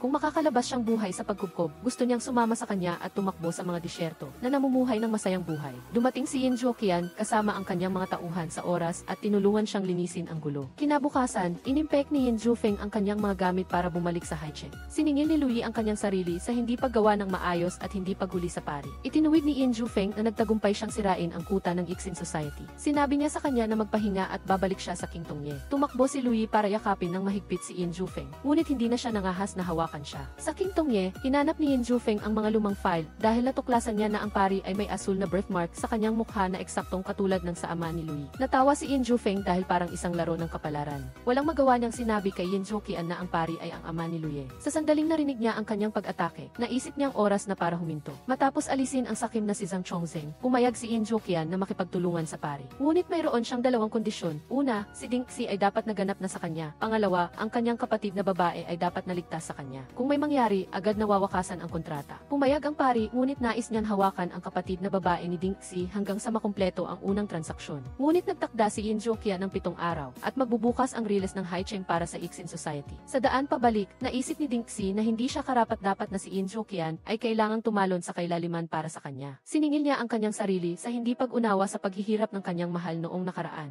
Hindi siya masama, hindi lang siya kailanman trinato ng maayos. Kaya naman handa siyang yakapin siya at magkasama silang maglakad sa daan. Ding Xi, umuwi na tayo. Sa kabilang banda, inihatid ni Yin Zhufeng si Luye sa bahay ng pamilya Lu. Naghanda siya ng isang bagong pagkakakilanlan at inirehistro siya sa isang paaralan ng kababaihan. Nakaganti na si Luye at nasira na ang kuta ng Yixin Society sa Cheng Street. Naisip niya na oras na para magsimula siya ng bagong buhay. Luye, tapos na ang misyon mo. Mula ngayon, wala nang kinalaman sa iyo ang King Tongye. Yin Zhufeng, ano tayo sa isa't isa? Naiintindihan ni Yin Zhufeng na si Luye ay walang karanasan sa buhay at hindi niya naiintindihan na ang mga lalaki ay minsan ay nawawalan ng kontrol. Nagtapat siya ng kanyang damdamin sa gabing umuulan at pagkatapos ay nagsisi siya. Akala niya hindi na niya tinitingnan si Luye na parang isang bata, ngunit napagtanto niya na hindi siya nagbago. Hindi naniwala si Luye dahil palaging espesyal ang pagtrato sa kanya ni Yin Zhufeng at iniingatan pa rin ang kanyang mga bagay hanggang ngayon. Walang awa niya itong itinapon sa sahig at tinapakan ang kanyang damdamin. Napahagulgol si Luye kaya halos hindi na makatayo si Yin Zhufeng. Tumawa siya, lumapit at hinalikan siya. Ang halik ay halo-halong lasa ng kanyang luha na naging dahilan para masaktan at pakawalan ni Luye si Yin Zhufeng. Naisip niya na tama siya at wala siyang nararamdaman at medyo nasusuka pa siya. Ngunit si Yin Zhufeng ay nakatayo ng tahimik at pinapanood ang anino ni Luye na papalayo at ang kanyang puso ay tila pinipigan ng isang tao na hindi siya makahinga. Tinipon niya ang bawat talulot para ayusin ang kanyang larawan. Ngunit gaano man niya sinubukan, hindi na buo ang larawan. Sa kabilang banda, napansin ni Luye na sinusundan pa rin siya ni Yin Zhuqian. Nagtago siya sa isang sulok at nabigla sa tunog ng kulog. Nang magising siya, nakita ni Luye ang isang lalaking nakasuot ng maskara. Sinabi niya na siya ang kanyang ama, ngunit napansin niya ang kwintas at singsing na eksaktong katulad ng sa pari ng Ixin Society. Ama, ikaw ba ang pari ng Ixin Society? Samantala, nawala si Luye kay Yin Zhufeng. Naisip niya na wala ng kalaban si Luye sa Haicheng, maliban sa kanyang ama na nagngangalang Luye niyan. Kailangan niyang pumunta sa commander para hanapin si Ding Xi at alamin ang pinagtataguan nito. Nang makipagkita sa kanyang nakatatandang kapatid, diretsong tinanong ni Yin Zhufeng kung nasaan si Ding Xi. Inamin ni Yin Zhuqian na minahal niya si Ding Xi. Pumunta rin siya sa Cheng Street para hanapin siya. Ngunit sa kasalukuyan ay hindi niya alam kung nasaan si Ding Xi. Kinuha ni Yin Zhufeng na alam ng kanyang nakatatandang kapatid na nagtatrabaho si Ding Xi para sa Ixin Society. Sinabi ni Yin Zhuqian na ang pari ay ang ama ni Luye at ang mortal na kaaway ng pamilya Yin. Sa kabilang banda, isinalaysay ni Luye Nian ang tungkol sa kanyang galit mula sa nakaraan. Nais ng pamilya Yin na angkinin ang industriya ng gamot ng pamilya Lu, kaya sinunog nila ang bahay. Nakaligtas siya sa apoy at kailangan niyang bawiin ang lahat ng sa kanya. Alam ni Luye na buhay pa ang kanyang ama, kaya ginamit niya ang engagement para makapasok sa pamilya Yin. Ngunit alam ni Yin Zhuqian na buhay pa siya, kaya sinabi niya sa kanyang pangalawang tiyuhin na patayin siya. Hindi naniwala si Luye dahil hindi siya lolokohin ni Yin Zhufeng. Inisip ni Luye Nian na ginagamit lang ni Yin Zhufeng si Luye at itatapon ka na parang lumang basahan. Kung talagang mahal ka niya, hindi ka niya sasanain para maging matalas na kutsilyo. Matapos marinig kung paano sinaktan ng pamilya Yin ang pamilya Lu, lalo pang natawa si Yin Zhufeng. Naramdaman niya na ang 15 taon ng paghahanap sa Ixin Society ay parang isang biro. Naiintindihan ni Yin Zhuqian ang paghihirap ng kanyang ama dahil kulang sa pondo ang hukbo sa buong taon. Kung hindi niya ito ginawa, paano magkakaroon ng kapayapaan ang mga tao ng Haicheng sa panahon ng kaguluhan? Tinanong ni Yin Zhufeng ang kanyang nakatatandang kapatid kung hawak pa rin niya ang kanyang orihinal na mithiin. Binalaan ni Yin Zhuqian ang kanyang nakababatang kapatid na kung mag-aalala pa rin siya tungkol sa Ixin Society, babawiin niya ang King Tongye. Ikinumpirma ni Yin Zhufeng na susundan niya sila hanggang sa huli. Babawiin ko ang King Tongye. Ipinakilala ng katulong Siksu ang kinatawan na nakikipagnegosasyon sa dalawang pamilya at si Luye. Binigyan ng kinatawan ng Ixin Society si Yin Zhufeng ng dalawang pagpipilian. Una, buwagin ang King Tongye. Pangalawa, barilin siya sa lugar alinsunod sa batas militar. Tinanong ni Yin Zhufeng si Luye kung alam niya ang ginagawa niya. Sinisi niya siya sa paggamit sa kanya para patayin ang kanyang ama. Mabilis na inalis ni Yin Zhufeng ang bala at pinigil si Luye. Sinabi niya na nalaman lang niya kamakailan na ang kanyang ama ang pinuno ng Ixin Society. Nang marinig niya ang kanyang galit sa kanyang pagtapak sa kanyang damdamin, binitawan niya siya para harapin niya siya. Naramdaman ni Luye na hindi pa sapat ang sakit, kaya sinaksak pa niya siya ng mas malakas. Yin Zhufeng, isipin mong mabuti kung isusuko mo ang King Tongye o hindi.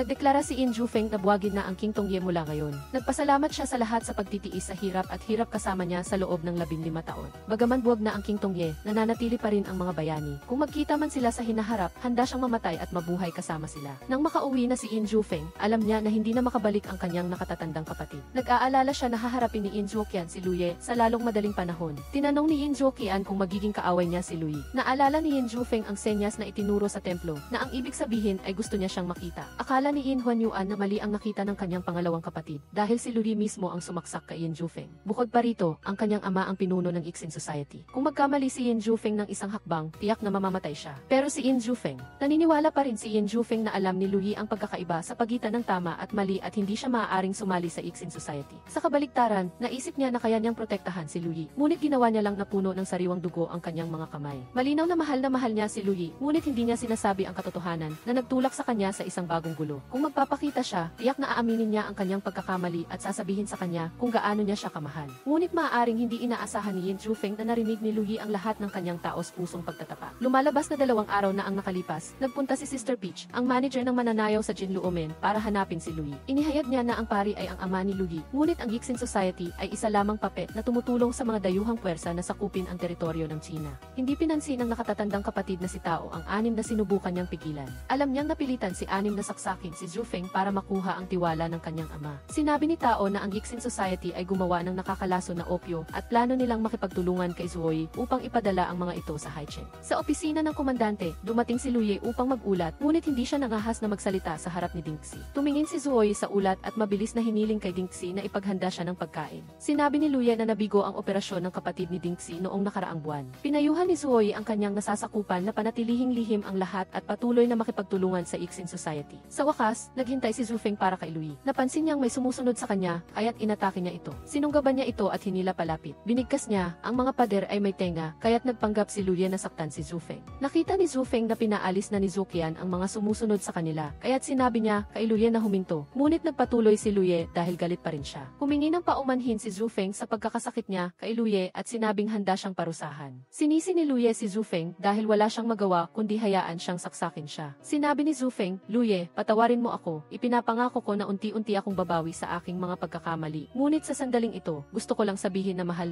kita. Maaari kong mawala ang tongi, ngunit hindi ako mabubuhay nang wala ka. Itinapon ni Luye ang kutsilyo sa kamay ni Zufeng at hinalikan siya. Tumulo ang kanyang mga luha sa kanyang mga pisngi. Ito ay humalo sa kanilang mga labi, maalat ngunit may natatanging tamis. Ang mga nakaraang hindi pagkakaunawaan at ang sakit ng paghihiwalay ay nawala at ang nananatili ay ang kanilang malalim na pagmamahal sa isa't isa. Pagkatapos ng kanilang mainit na sandali, nalaman ni Zufeng na kinuha ni Luye ang tiwala ng kanyang ama para mahanap ang mga droga ng Ixin Society. Hinalikan ni Luye ang sugat ng kanyang kasintahan at ginamit ang isang matamis na halik upang bayaran ang kanyang sakit. Nang makita niya si Tao, nahulaan ni Zufeng na ipinadala ni Tao ang mga larawan ni Dingxi at ang kanyang nakatatandang kapatid. Sinabi ni Tao na nagmamadali si Zuoy na ipadala ang unang batch ng mga droga sa Haichen. Ngunit nahulaan ni Zufeng na ang Ixin Society ay hindi magbibigay lamang ng ganoon karaming gamot at maaaring sinusubukan nilang akitin ang kanyang nakatatandang kapatid. Sa halip na sirain ang mga ito, dapat nating ipaisip sa kanila na matagumpay silang nakapagpilot sa Haichen. Kapag ipinahayag na nila ang lahat ng kanilang paninda, doon natin sila hulihin ng sabay-sabay. Nang makita niya ang nakatatandang kapatid, naalaala ni Huanyuan na tinuruan ni Zuoy ang kanilang 3 kapatid. Dahil sa pagganyak ni Zuoy, naging totoong magkakapatid silang 4. Gayunpaman, hindi inakala ni Huanyuan na yayain siya ng nakatatandang kapatid na magbenta ng droga at saktan ang mga tao. Ngunit dahil sa ugali niyang makasarili, umayag siyang makipagtulungan kay Zuoy. Lumabas si Zufeng at nagkomento na nagbabago ang mga tao. Ibinigay niya ang mga paninda kay Huanyuan upang asikasuhin. Pag-uwi ni Zuoy, narinig niya ang pag-iyak ni Dingxi na nalaman na wala na ang kanyang kapatid. Hinayaan niyang hilahin siya sa isang bangin. Ay Zuoy,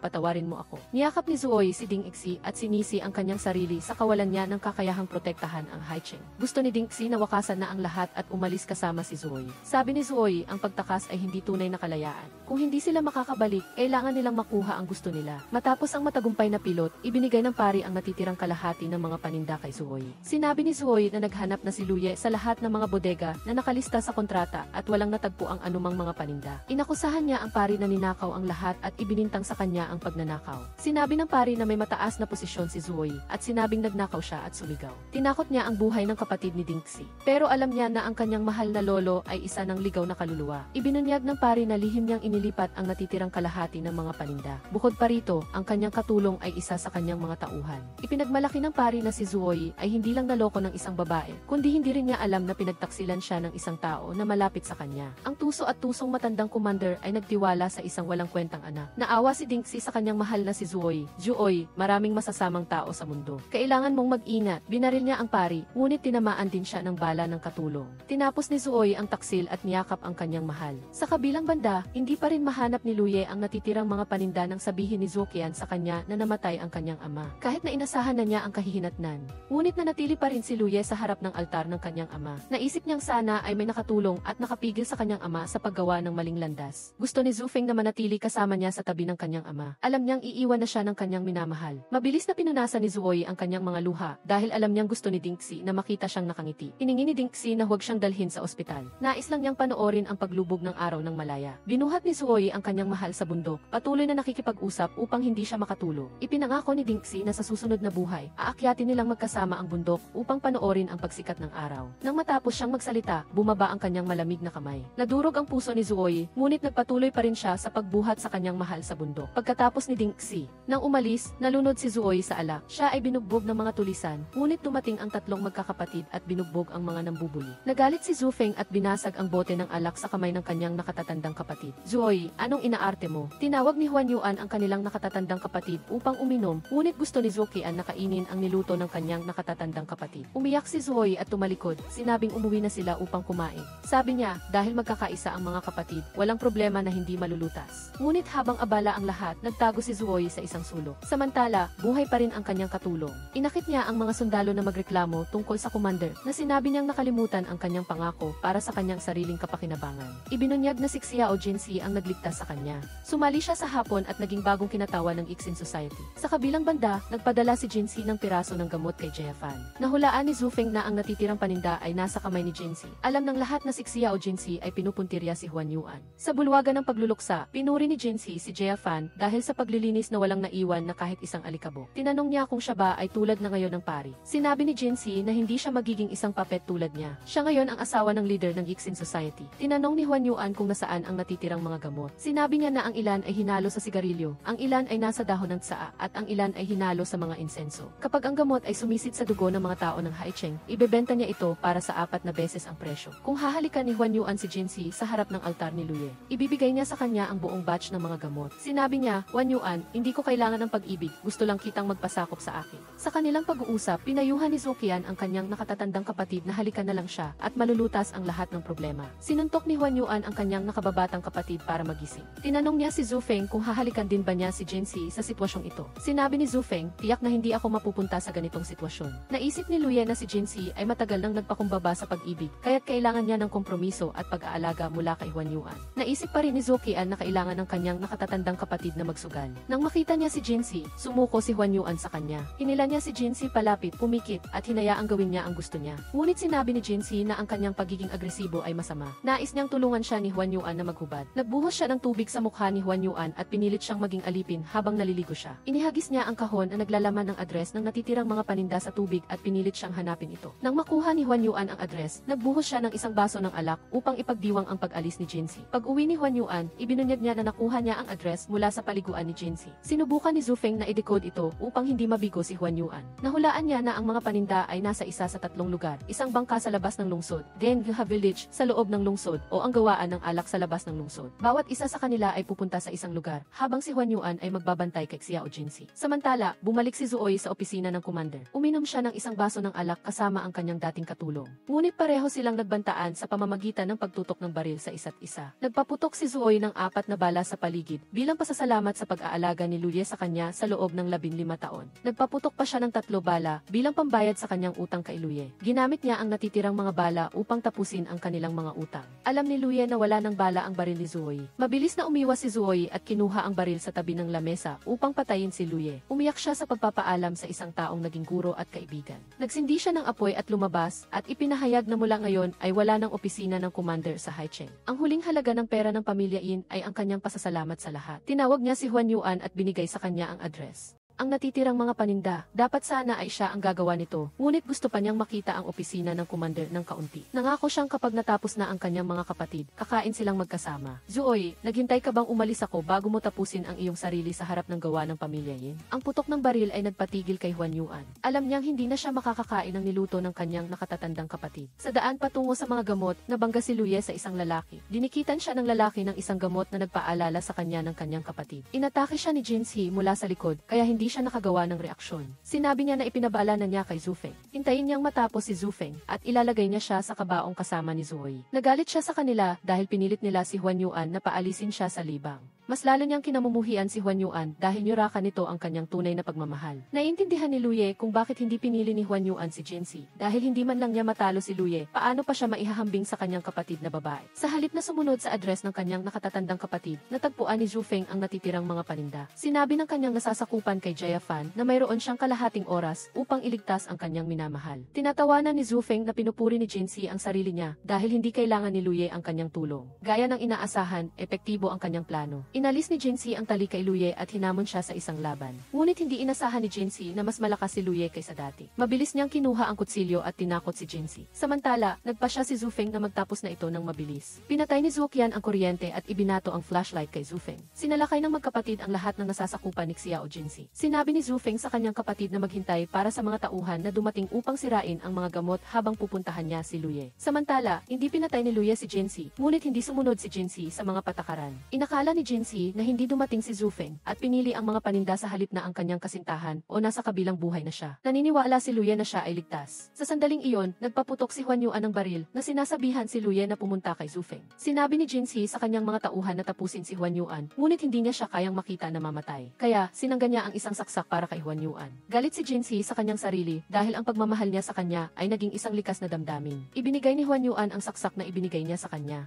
Isang saksak para sa lahat ng kanyang utang sa kanya. Nasaktan si Jinxi at sinabing hindi na siya kailangan bayaran. Sinabi ni Huan Yuan, patawarin mo ako, binaliwala ko ang iyong tunay na pagmamahal. Hinihiling ko sa iyo na huwag na gumawa ng mga maling bagay. Sinabi ni Jinxi, Huan Yuan, gusto ko lang ang isang tao na magmahal sa akin ng totoo. Ngunit bakit napakahirap nito? Nakita ni Huan Yuan na dumating si Tao at mabilis na hinila si Jinxi sa likod niya. Hiningi niya kay Tao na bigyan siya ng pagkakataon. Nasiyahan si Jinxi sa proteksyon ni Huan Yuan. Alam niyang nagkamali siya at handa siyang harapin ang mga kahihinatnan. Sa daan patungo kay Zufeng, naalaala ni Luye na inasahan niya na magpaplano si Jinxi. Nais niyang maniwala siya na kaya niyang protektahan ang sarili niya. Ang dalawa sa kanila ay dapat magtuon sa mas malaking larawan. Sa wakas, nagkita sila. Binuksan ni Zufeng ang kanyang mga kamay at niyakap ang kanyang mahal. Alam niyang magiging maayos siya. Hinalikan ni Luye si Zufeng sa labi pagkatapos ng bagyo. Sinabi ni Zufeng, salamat, Luye, ikaw ang aking bituin sa madilim na gabi. Nang makita niya si Jinxi, nagpasalamat si Huan Yuan sa kanyang tulong. Tinulungan niya si Tao na sirain ang lahat ng mga gamot ng Yixin Society at wakasan ang mga plano ng mga dayuhan. Gumaan ang pakiramdam ni Jinxi dahil nabayaran niya ang kanyang mga pagkakamali. Hiniling niya kay Huan Yuan na ibigay ang sulat sa kanyang kakambal. Nais niyang sumunod ang kanyang kakambal sa tamang landas at huwag siyang tularan. Sinisi ni Jinxi si Huan Yuan dahil hindi man lang siya binigyan ng regalo mula pagkabata hanggang ngayon. At ngayon, wala pa rin siyang dala nang bumisita siya sa kanya. Naisip ni Jinxi na alam niya ang gusto niya. Nasaktan si Huan Yuan at nag-iwan ng baril. Huan Yuan, sa susunod, tandaan mong magdala sa akin ng bulaklak. Mula nang ipanganak ako, wala pa akong natatanggap na bulaklak. Sa harap ng altar ng kanyang nakatatandang kapatid at asawa nito, sinabi ni Zuoqian na madalas na umuuwi ang lahat upang kumain. Sinisi ni Huan Yuan ang dalawa dahil sa hindi pagbabayad ng kanilang inumin. Inayos ni Zufeng ang bahay kung saan sila lumaki. Nais ni Luye na sa susunod na buhay, maging malaya si Jinxi at mabuhay ng masaya kasama ang kanyang minamahal. Pagkaraan ng 6 na taon, si Zufeng ay naging may-ari ng isang gawaan ng alak at si Luye ay nagpanggap na isang babae na bumalik mula sa ibang bansa. Gagamitin nila ang kanilang mga pagkakakilanlan upang makisalamuha sa mataas na klase ng lipunan. Isang batang babae na nagngangalang Nunu ang gusto niyang sumama sa kanyang mga magulang para sa isang misyon. Matapos ang maraming pagsubok, matagumpay silang nakabuo ng isang maliit na pamilya. Ngunit mas mahalaga, pinanatili pa rin nila ang kanilang mataas na mithiin.